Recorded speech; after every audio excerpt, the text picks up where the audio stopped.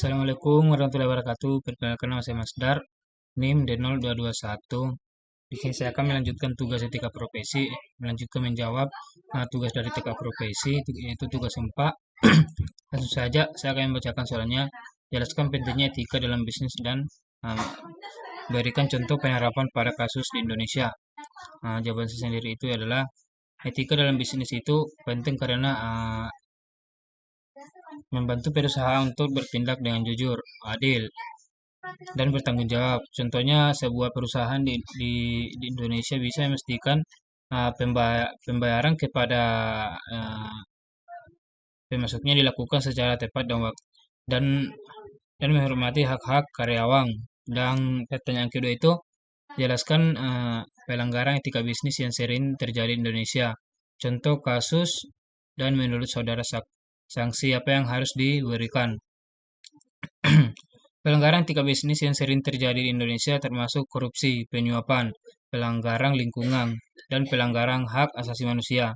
Contoh, contoh kasusnya adalah kasus suap yang melibatkan pejabat pemerintah atau perusahaan yang memberikan uang kepada pihak berwenang untuk mendapatkan keuntungan bisnis. Sanksi yang harus diberikan termasuk denda, pemecatan, atau tindakan hukum sesuai hukum yang berlaku. Dan pertanyaan ketiganya itu bagaimana cara kerja bisnis dari dua perusahaan ini, IBM atau Johnson Johnson?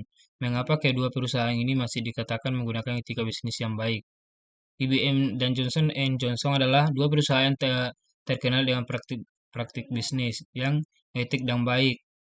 Mereka mencapai ini melalui kebijakan internal, pengawasan, dan kultur perusahaan yang menekankan integritas, transparansi, dan tanggung jawab sosial. Ini tercermin dalam praktik mereka, seperti kepatuhan terhadap peraturan, pengembangan produk yang aman dan berkualitas, serta keterlibatan dalam inisiatif sosial dan lingkungan.